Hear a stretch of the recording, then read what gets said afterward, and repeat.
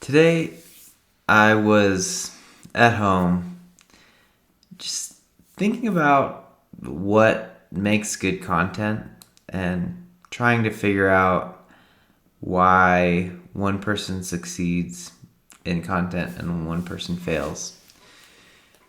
And I kept thinking that I suck, why am I not as good as some other content creators that just explode? And I felt really defeated. I didn't know what to do. And so I started to research. And I started watching these videos of content creators who are better at this than me. And I had a bit of an epiphany. I heard one of them say that content isn't just words on a page or words blurted out. The difference between things that do well and things that don't is storytelling. So if you haven't noticed, that's what I just did. I just told a story. And I'm going to check the analytics for this video and the engagement to see if you're still here. Generally, my engagement is about 60 seconds before people click off. If you can reel someone in and get them to listen to a story, get their mind to start wondering what happens next, you can pull them in.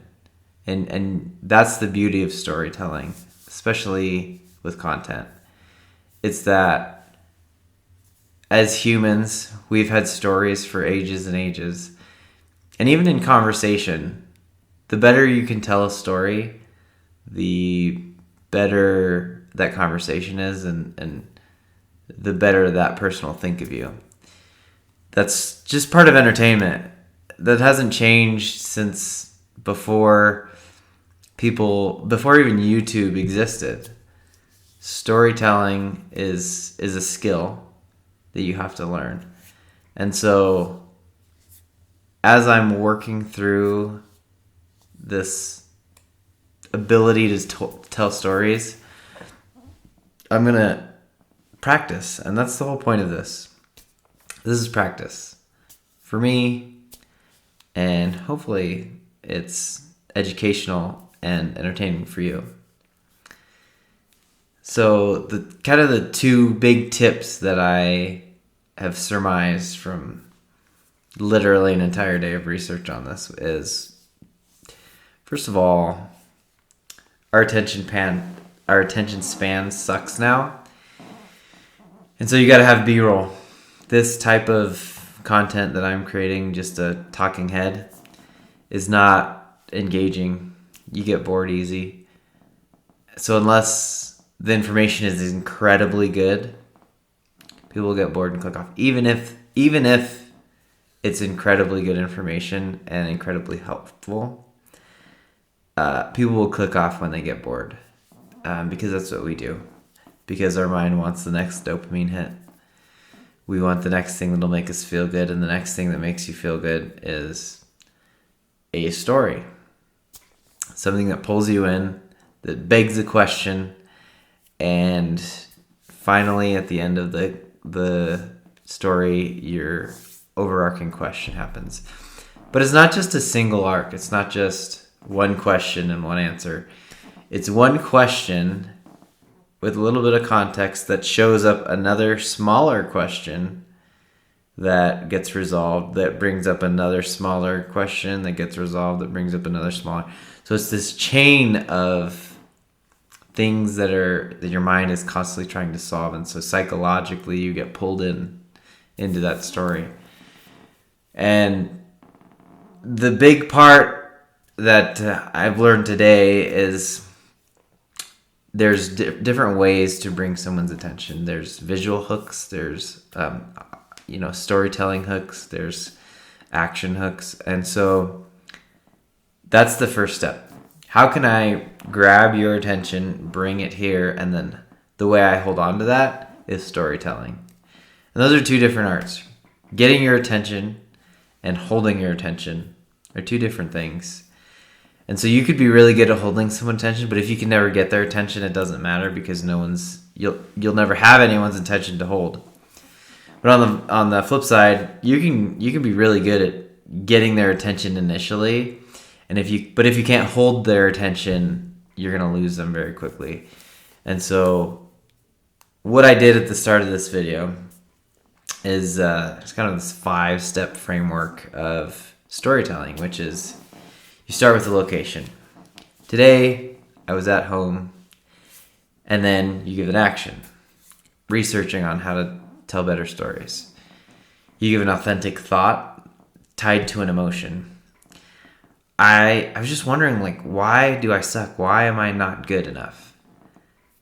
And those are tied together. They can be separate or together.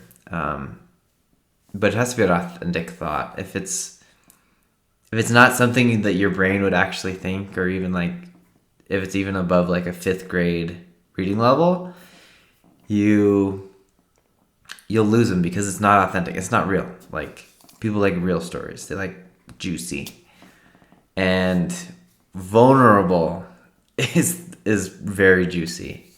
So if you can be vulnerable, you can pull people in. So location, action, an authentic thought, and an emotion. And then dialogue that explains someone else's emotion, as well as a hierarching story context, which is there's someone who has a problem that and they're working to solve it. Boom, they have this epiphany, and then you tie up the loose ends, and that's the end of the story. And that's like the build up for the climax. Climax happens, you tie loose ends. That's the end of the story. It's hard to find really good resources on storytelling in like this context of social media, because that's the art. The art is storytelling, but there's so much literature about written storytelling that taking that archaic type of storytelling through written word and bringing it to this world of video is still an art, and there's lots of tricks. But the point is that to get better at it, you must do it. To get better at anything, you must do it. And that's the point of this. I think that's really the point of post something for a year and you won't have to worry about money again.